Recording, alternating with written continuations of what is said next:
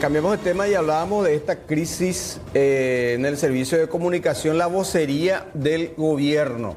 Era una cuestión que ya, una crisis interna que se venía arrastrando desde hace ya cierto tiempo y que estalló de repente a partir del conocimiento del decreto del presidente de la República. ¿Cuándo fue eso? ¿Hoy es?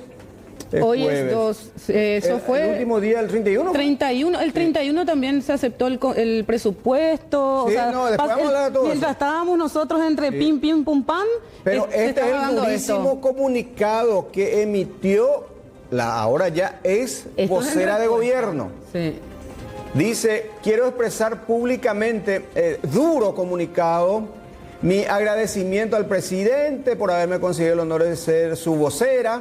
Dice, sobre los motivos de mi salida, atenti con estas cuestiones, me siento en la obligación de explicar que el pasado miércoles 18, ¿recordás cuando surgió esta cuestión de DEA Senat? Exacto. El ministro del MITIC, Gustavo Villate, me informó vía WhatsApp sobre una conferencia de prensa vinculada a la relación entre el gobierno del Paraguay y la DEA, pidiéndome clara y contundentemente que no fuera a esa conferencia de prensa. Con la vocera. Sí. Como era de hecho mi obligación en carácter de vocera, hasta ese entonces por lo menos. Pero atribuí tal exclusión a mis permanentes cuestionamientos dentro del equipo sobre el mal manejo comunicacional de este y otros asuntos. Ante esta solicitud concreta y precisa del ministro Villate, no pude sino acceder. Claro, el ministro está por encima de ella. Acceder a no ir, claro. Dice ella. Después, básicamente, 2 horas después de la solicitud del ministro Villate de no presentarme a una conferencia de prensa en un medio masivo de comunicación, fui acusada de ser la responsable del mal manejo comunicacional del asunto antes mencionado, el tema DEA, dice ella, ¿verdad? Y de haber desaparecido, entre comillas, por ende, claro, haber desaparecido dentro de toda esta situación, ¿verdad? La vocera no estaba. A esta versión respondí inmediatamente aclarando, también a través de los medios de comunicación, que no tuve participación en ese tema DEA, aprovechando la ocasión para explicar cuáles eran los límites y alcances del trabajo que se me permitía hacer en carácter de vocera. O sea, ella tenía muchas limitaciones aparentemente. Y la vocería puede ser un parlante, básicamente, don Silvio. También cumplí en reclamar en privado al ministro Villate por los hechos anteriormente descriptos, dada la extraña, por decir lo mismo, lo menos, dice, dada la extraña conexión entre su solicitud de no presentarme y que después aparezca ella como la responsable de hechos en los cuales no tuve participación, dice, señalándole que si algo así volvía a ocurrir, cumpliría en exponer a sus instigadores. Son palabras, frases, párrafos muy importantes fuerte, y muy fuertes, muy duros, se puede decir. ¿Seguimos? Realmente. Sí, porque hay otra página de este comunicado que es bastante extenso en párrafos que acusan directamente, porque ahora se encuentra Villate, digamos, con toda esta situación. Podemos compartir también, o sea, imagen en pantalla compartida de ella en tantas conferencias de prensa que brindaba ella, ¿verdad? Porque era la vocera del Poder Ejecutivo. Después dice, ¿cómo continúa esto? Estamos todavía... Sobre los motivos de mi salida, me siento en obligación. No, esto es lo mismo. Vamos a ir pasando. Lo mismo. A ver, dice, pero los hechos antes mencionados deben ser valorados también en el contexto del cual se desarrollaba mi trabajo como profesional de la comunicación dentro del equipo de presidencia, pero sobre todo como alguien que representaba el rostro de la comunicación gubernamental ante los medios. Es muy claro. Por ende, debía responder ante ellos y ante la ciudadanía, día a día, día tras día. A lo largo de este año de trabajo, me encontré en la permanente y tensa situación de ser exigida por los medios a dar información, como de hecho era mi obligación, mientras lidiaba, dice ella, con las permanentes interferencias del MITIC. Durísimo. Quien maneja en términos comunicacionales lo que pasa con el gobierno es el MITIC, pero ella dice que le ponía trabas.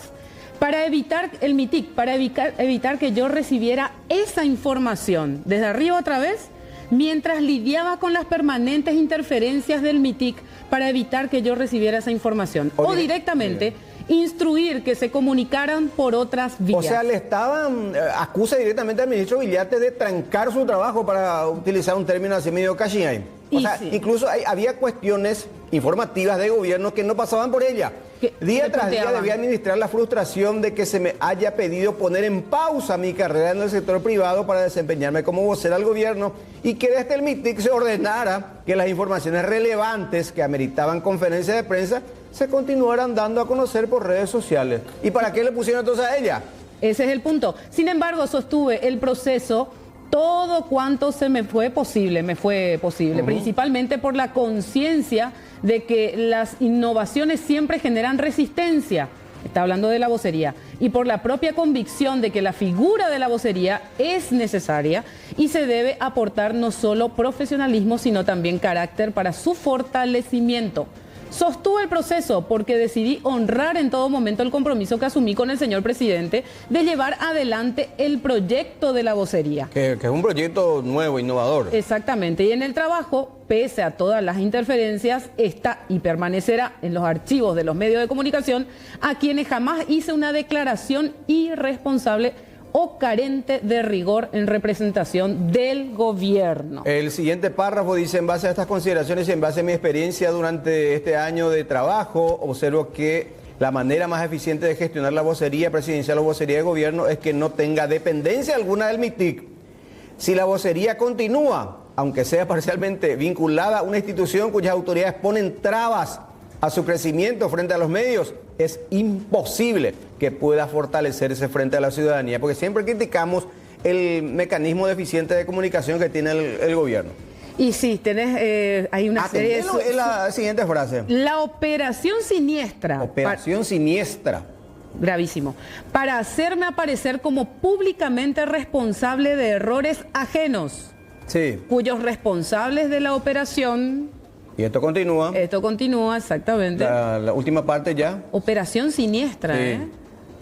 A ver, un poquito más. Dejo a consideración de la ciudadanía.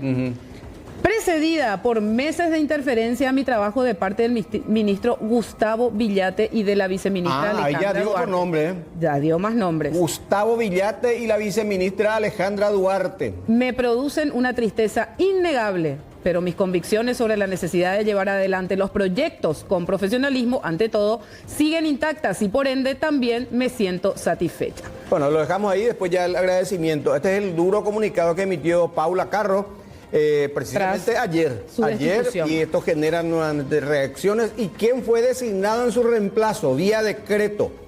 Dice el que se enteró a través del decreto también, el amigo Guillermo Grance. Guillermo Grance. Sin perjuicio de sus funciones actuales. O sea que continúa con la función que tiene luego como encargado de prensa, digamos, de toda la presidencia, que es lo que maneja básicamente. Claro, pero ahora va a ser vocero. Pero entonces, de alguna manera se está sacando la vocería, porque si el otro sigue... Y no sé. O había superposición también vamos ya hablando con ella, o con Guillermo, o con el ministro, en fin, pero porque esto genera una crisis interna y en un aspecto clave, la comunicación gubernamental. Qué increíble, tanta gente encargada de la comunicación del gobierno y no pueden comunicar como corresponde y se dan estos enfrentamientos. Sí. Bueno. Y sí, insólito, ¿no?